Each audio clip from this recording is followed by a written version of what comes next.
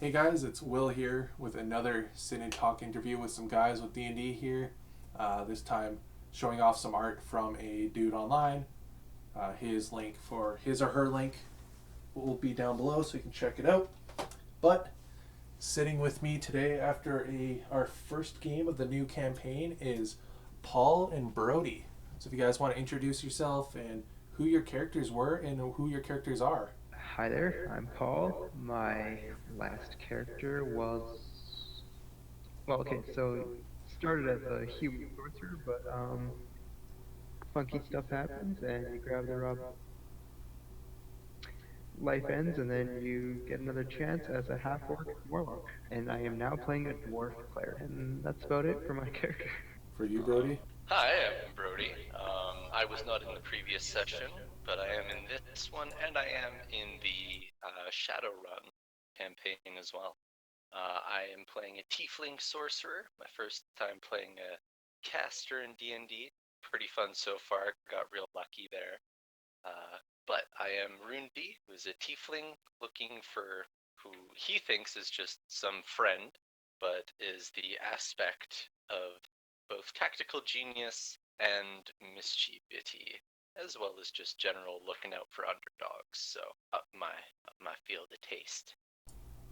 So we had a quick session. We made some characters, made some new lore in our world, but main thing we to sit on was this is a new campaign after like 3 years of doing this, and I know last conversation with Eric we talked basically about some of the things like how it was to get into D&D and his first night, like first day being with us, because I know besides Ben he was the longest with us, like since the beginning.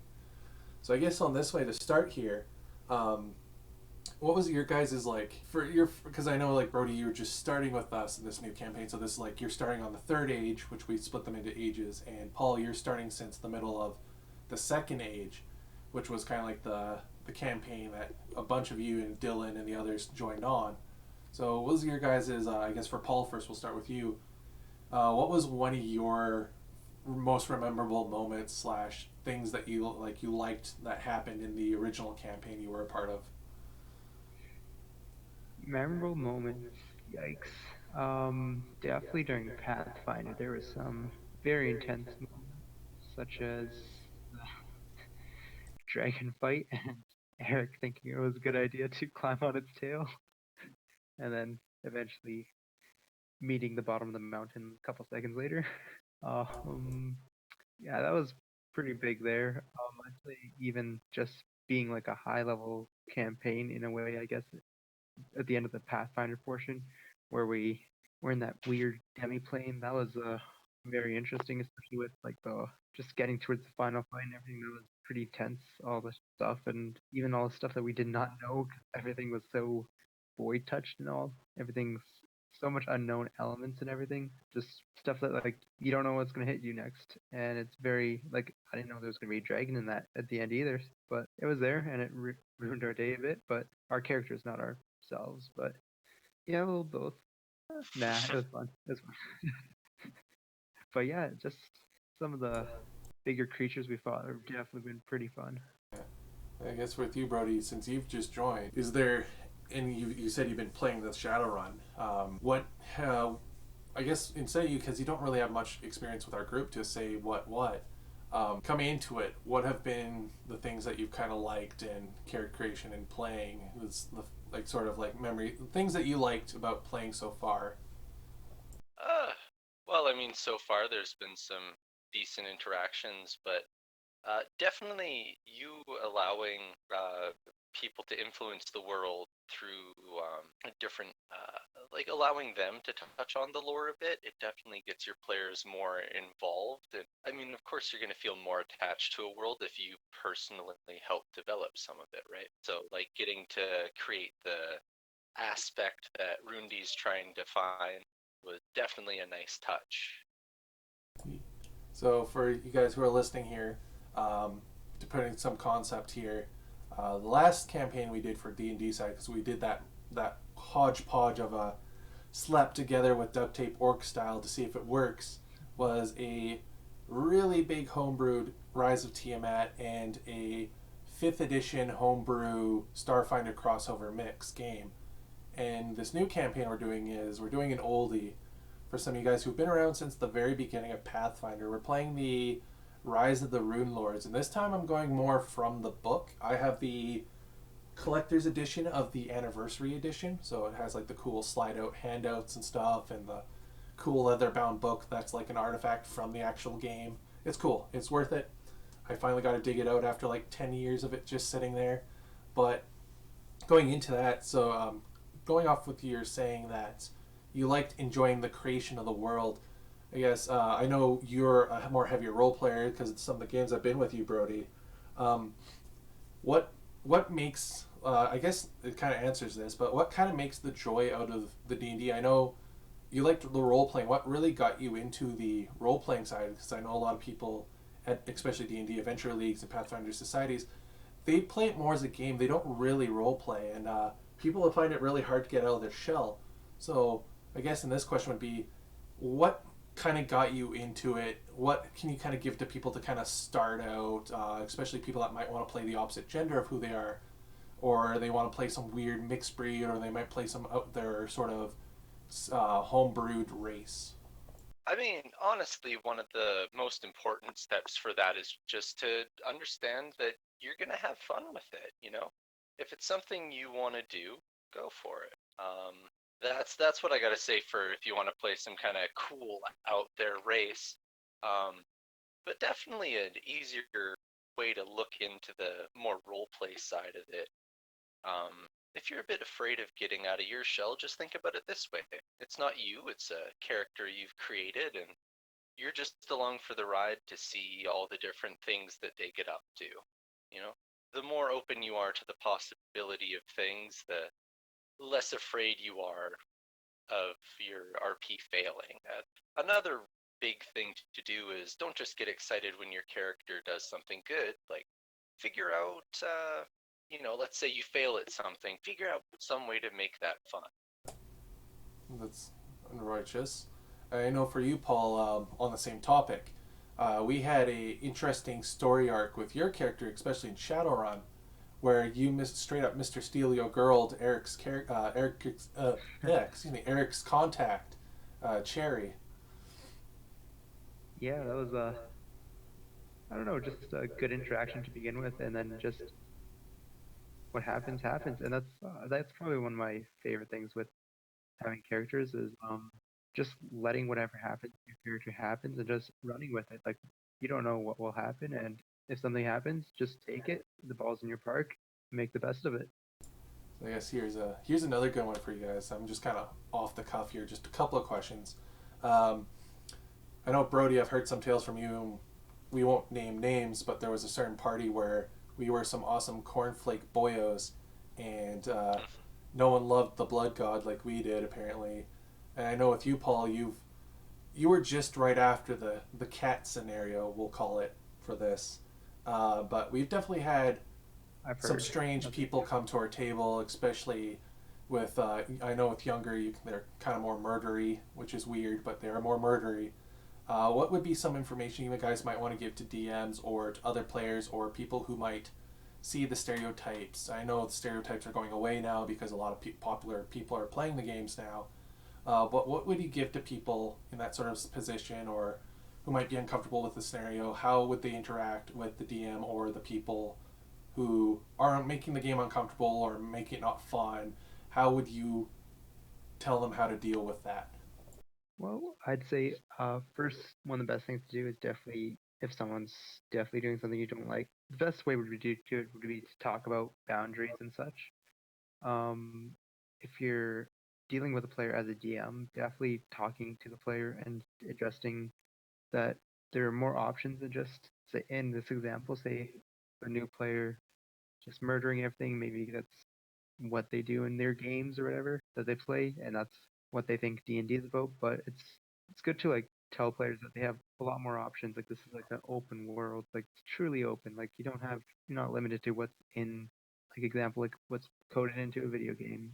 Like, you can use your creativity. Your character can be different. There's other options for everything. And when it comes to crossing boundaries, that's definitely something you just want to, even if someone's doing it immediately, just talking to them about it, it would probably be the first way. Just get some rules out there that certain things just shouldn't be in this game, just so that everyone's having the best time again. And I guess for myself to kind of touch on something that you both said there, boundaries are definitely an important thing to make sure that everyone involves in a group. Just to understand what makes everyone comfortable and not so much. Like what you were saying, Will, with that one campaign where we were playing some Cornate, for those of you that understand 40k and fantasy stuff, that can get kind of definitely gory and dark at times, but we went into that, myself at least. The group had chosen to be Cornate, so you're expecting that kind of thing from the RP. So when I guess what I can say is if you're trying to hold up a sort of RP that has like expectations. If you feel uncomfortable with those, just let people know. 9 times out of 10, if you're uncomfortable with something, people don't mind dialing it a bit back. Just be open, be honest, set boundaries, and everyone in your group is going to have a way better time. Definitely a more positive one, too. Yeah, that's pretty much what I would say too. So I guess we're gonna end it here. I got one last question for both you guys. You've been through a lot on our table. You were the old man who led everyone. You've you were a dude that looks like a what's the saying? It's like dude looks like a chick scenario with the orc. You've had your loved one somewhat murdered in front of you, and then found her spirit again. And now you have robot children all over the place, and now you're playing a dwarf priest, the exact opposite of what you were playing. So you've been through a lot and played a bunch of different things. So I guess the last thing here, especially from a DM's perspective, because you said you've DM'd too. How can I phrase this? I know a lot of people have a problem where, especially with Critical Role being a big thing, and this is kind of one of the reasons why I don't really watch it, is it kind of stereotypes classes and people. So with someone who's played different characters, and don't need to ask Brody this because he just does. How do you kind of split this? How do you deal with doing multiple characters, making a character a character? Let's like the step you took from being a person who's new to this to a person who can split between getting really into character and then like next moment you're out of it drinking beers with your buddy at the bar sort of scenario. Yeah, so it's always nice to try different things. Like, you example, say race and class, for example. Unique combos are cool and everything, but even if you like, I know, war cleric, maybe that is like a, what is it called? Like just a expected combination, but like you have to like think of your character. It's like your class and your race, like that doesn't define who you are. You have to gotta treat your characters the same way, because your job doesn't define who you are in real life. Who you are, where you're born, where you're raised, that can't let that define you. It has an impact, which it does again in the real world as it does in D&D. So, but you can't let that be your character's definition. You gotta have them be a unique individual, have something else that makes them just like a real person almost. They'll have their own personality, their own motives, their main goals. Just the best way to make a character really come to life is just make them a person in a way. Yeah, basically, I know like a lot of schools, especially drama classes, a lot of people learn that. So it's like, from what I'm getting, that if trying different things and Oh like yeah, a character, definitely. like a character is like a character like you play in a movie or a play, necessarily not you. Yeah, definitely. It's always also a good opportunity to explore different things. Like, I know some people may be shy, but like I definitely know some people who have played more um charismatic characters and leaderish type characters, and it's also nice because it can also help you out, because that might give you indication that hey, you're actually more confident and more self-assured than you actually realize, and it has helped one of my friends for sure. And it's you can just trying new things is probably the best thing about making characters in any game, really. Right. I guess your last question, Brody, here then is, you've played games, you role play. You're the more role play side. You play Warhammer like I do. You do the modeling and painting and stuff. So on that end of it, someone who might be like going to different groups, seeing different games, or might be playing fifth edition or older editions and wants to try something new, what have you found basically like gets you into games, or like how would you go about trying something different? Or I know a lot of people like to use references and stereotypes to kind of make their character kind of like going on Paul's question. What like sort of advice would you give to people who play different games or might be coming from a different genre of a games type, like maybe war gaming or like MMO RPGs, trying out like Pathfinder, Fifth Edition, Shadowrun, stuff like that? Just like how to try and make a more original character, or Just like say you play like the Lord of the Rings MMO and you're like super used to like the Hobbit is the rogue and stuff, or maybe you play Fifth Edition, you might play like maybe the heroic paladin, and you play like the bard, and then say you're a group of friends are going into another role playing game where you're like, hey, I find Fifth Edition a little bit lackluster, but Warhammer looks cool because there's some the miniatures and stuff and painting, but it's too complicated. How or what like would you give advice for going like as yourself? How did you get into other games and stuff and not be overwhelmed, or were you overwhelmed, and what got you through it?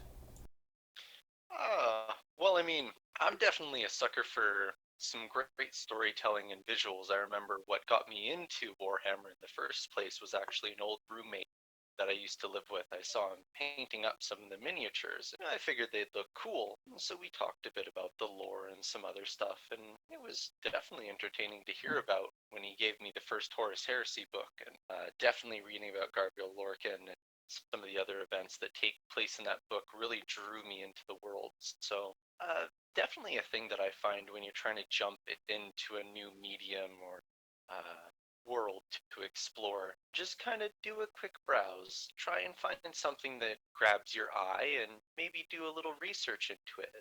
Then you go, oh, I'm interested in this thing and I want to know more about it. And so you look more and more into that, which might open something else that interests you, and it can definitely lead you down a rabbit hole that you weren't expecting to go on that day. Sounds good. I know with Warhammer, I was like I played Dawn of War, then I played some of that, and then I saw like finally moved out from a place and I saw D&D and picked that up, and it was definitely different from Warhammer because that was like back in like fourth, fifth edition age. So, and then like learning the stereotypes from there ever since, like as a player. But so yeah, that would definitely helps there. But yeah, we'll end it here. I say this the last time. Is there any sort of last information, helpful tips, or personal things you want to like talk about, or like any like good fond memories of any games you played? Or I know we were before we started this, we were talking about XP and whatchamacallit and milestoning.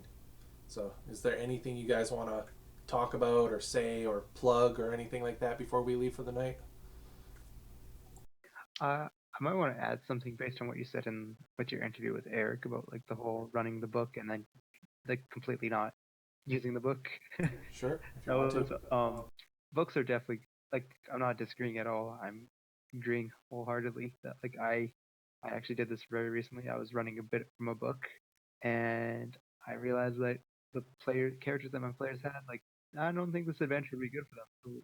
So took little bits, parts of it, and then from there just branch off. Because I feel like the best thing about those books are you just use them for information, but don't feel obligated to follow the story in the books because it's not like anyone's gonna be like breathing down your neck, like saying like, "Oh, you're disrupting this world in this book." Because when you're running the adventure, the world is your own to run, and whatever happens, that world is yours. So you don't have to feel obligated to run it in certain ways. And if you don't say you don't remember something right away, you can always change it because in the end of the day, it is your world that you're running. And you did that with the last campaign. You took a little bit of it and you made the rest of it your own, and that was pretty great. If someone is arguing at you about rule stuff, they're just a rule warrior, and you take take the gun off the top of the fireplace, you bring them behind the shed, and you deal with the problem there. Exactly. Yeah. But no, I think Um, just doing stuff to improve fun is probably the best way to go. You want? so adding. Oh, All right. yep. You wanted to say something, Brody? Yes, please. So yeah, definitely adding on to that. I've been in a couple campaigns where somebody's tried to stick to the book to a T, and even Yeah. experienced DMs who've been asked to do this find it can cause a lot of issues.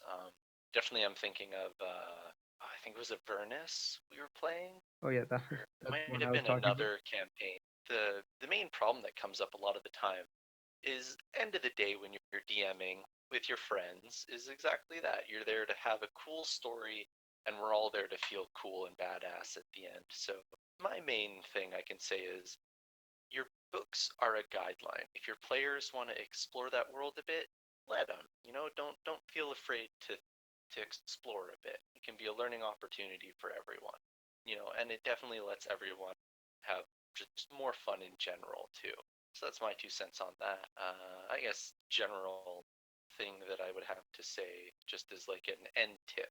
So like you were saying there, Will, with the RP, I know definitely when I started, I was one of those little murder children that just wanted to go around and bash everything, as was Dark Heresy. A good tip I find for when you're trying to make a character and you don't want them to be tropey, you don't want them to just be like, yes, I'm a sorcerer, so I must be a nerd, I'm a barbarian, I must smash. Pick the class you want to play that seems interesting to you. And then, like Paul was saying, they're a person. So be like, okay, in this setting, I'm this person, I'm from here. Well, what would they do? Okay, let's do that. And a lot of the time, that simple process can open up things that then spark ideas in your head. And then instead of just going, I'm a barbarian, I must smash, you can go, I'm this guy named Harold who worked at the lumber mill. One day the lumber mill was attacked by a goblin horde, and I had my axe on hand. After the years of chopping, I figured out how to fight off the horde. And boom, there's your little story right there. So just take an easy idea, branch out. Don't try and overwhelm yourself, I guess. Yeah. Not to say tropes are bad. Like they're definitely Yeah. they're there for a reason. They can help you, especially if you're. I guess on the reverse, if you're a new player, tropes can help, but also kind of guide you to what you might like too to lead into creating your own character. And especially I like as a DM myself and with you guys, what like we kind of did tonight. I like to make, I like to let you guys make your stats at home, which in this scenario you guys we had to do this all at home because of the stupid virus. But normally what I like to do when we have a game is we do it in person is I let the players go home, kind of like make their characters so they can just kind of like sit at home and think about what they like and like maybe like pull from books or characters that they like from things. I know with like Bryce's campaign, I pulled one of my favorite corn characters and basically made her, and then I just throughout the game as he talked about things and introduced characters and changed, she changed also. So I took a trope and then changed it into a new thing. But oh, where was I going here? I was going on tenant. Anyways, so yeah, tropes not necessarily bad. Great way to get in. You can lead off with that.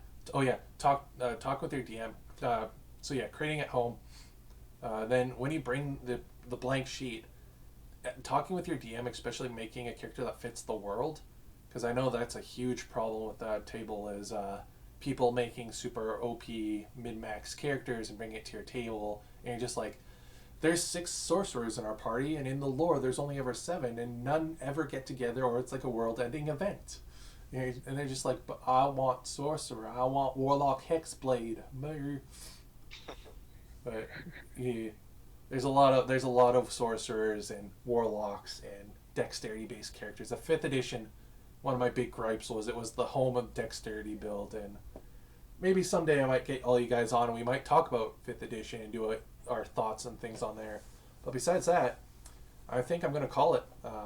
Any last things you guys want to say? Any plugs? Do you want to thank anything or do anything or say anything?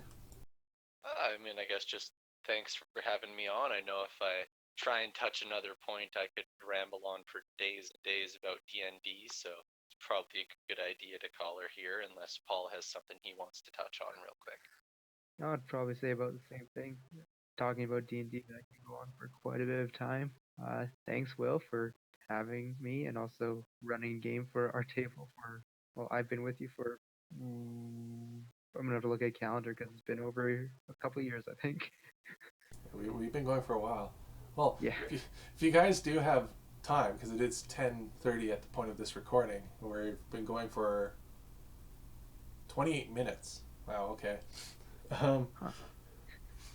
there was actually we are bonus content.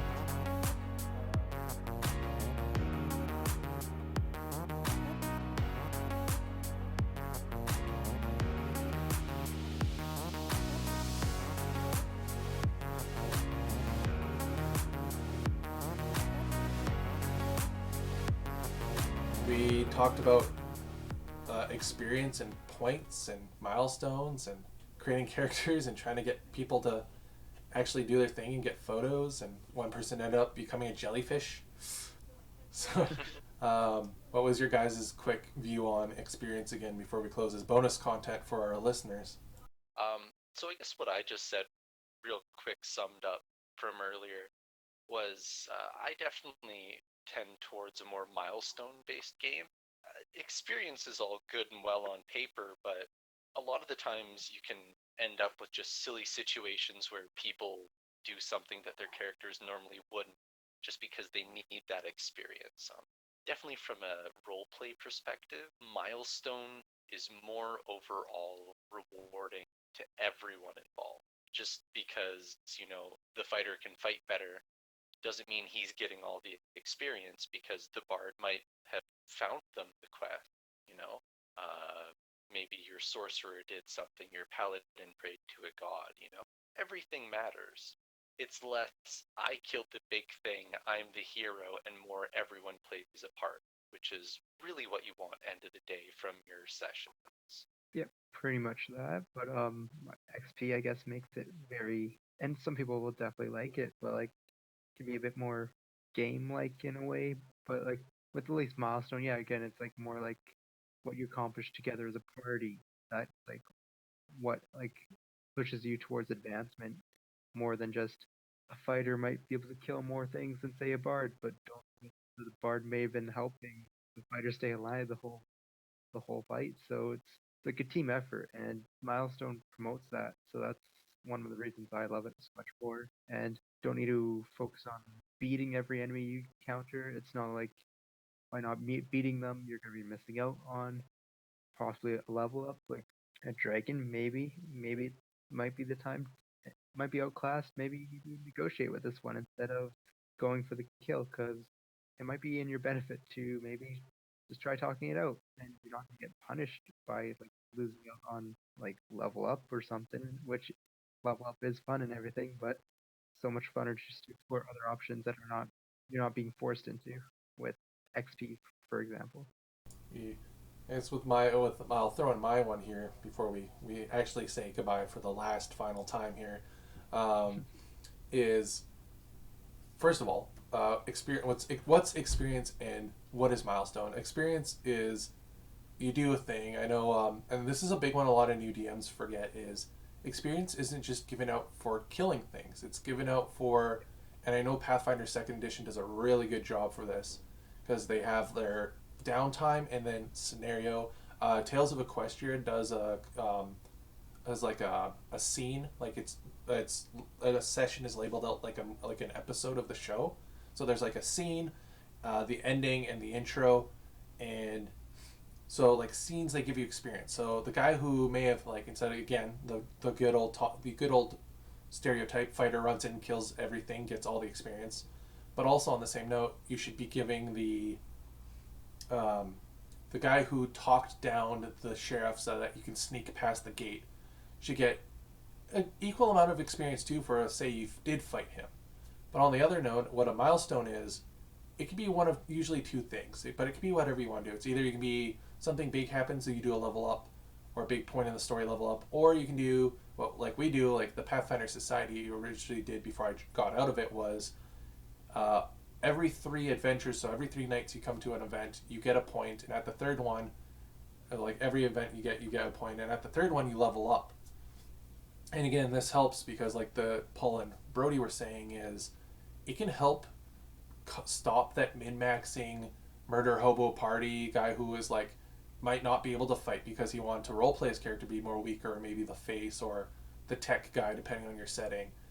Whereas that will actually help buff the fighter, and you'll have a thing where like, oh, your rogue and your fighters like, especially if they hop tables, will be like level 8, while the rest of your party's like maybe 3 or 4, and you're just like, well, this is insanity mode. So the if everyone's kind of playing the same sort of table and you're doing the milestone, you can kind of control, like if a book says they should be level 5 but your character's only like level 2, you can easily hop them up. But I definitely agree milestone does help a lot with controlling people's urges basically to start. But again, it all relies on the people and who you're playing with. And again, really, if you guys haven't seen it, I know it's My Little Pony, and everyone who's played it, and Paul and Brody can, possibly Brody, yeah, Brody can, because he did play with us, can attest to this statement. But everyone who's looked at the game has given me the death stare and said it was stupid, but when they played it, they liked it, and it has one of the best milestone slash mechanic system I have seen, especially for kids in a game, including their card game had a really good catch-up system for if you're really behind in gameplay and you need the points. But anyways, I'll leave it at that. Let Paul and Brody sigh heavily at you guys about My Little Pony, and we'll see you guys in the next video. Yeah, no, I mean, I definitely rolled my eyes a bit when it was originally My Little Pony.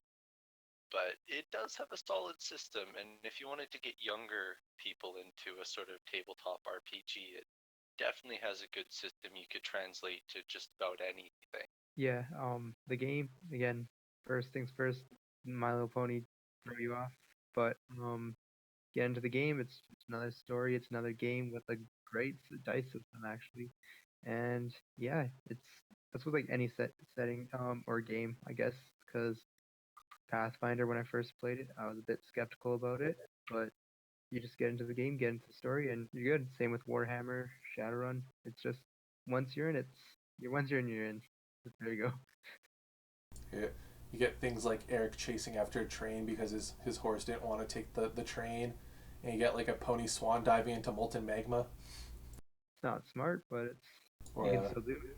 my favorite one, Justin getting a rock always constantly shoved in his mouth because he went. Justin's a topic we have to talk about some video, like about crazy players and how to deal like as DM with like starting to finish, because that guy, I wish he played with us again. Justin, if you're hearing this, or like people whose friends show him this video, we miss you. You have some of my favorite character interactions in any of my games I've played, besides Eric's quotable mentions, are other players' great blunders, like shooting across a mall, and No. and like Paul's steal your girl bromance that he had with his like Jill Valentine to his Chris Redfield. But with that, I said goodbye already. Do you guys want to say goodbye? Yeah, I think Thanks for we having should me. actually wrap it up here. Said goodbye a few times. Let's say it one last time. It's hard to say goodbye when you're talking about D&D. It's true, but you can always be excited for the next session. Oh, I guess another thing I was going to ask you guys. We're done now, so we're good. It's going to Okay. get ended here. So, see you guys. I'm going to talk to these guys about something happening in the future, and we'll be with you in the next interview, hopefully with Dylan and Matthew.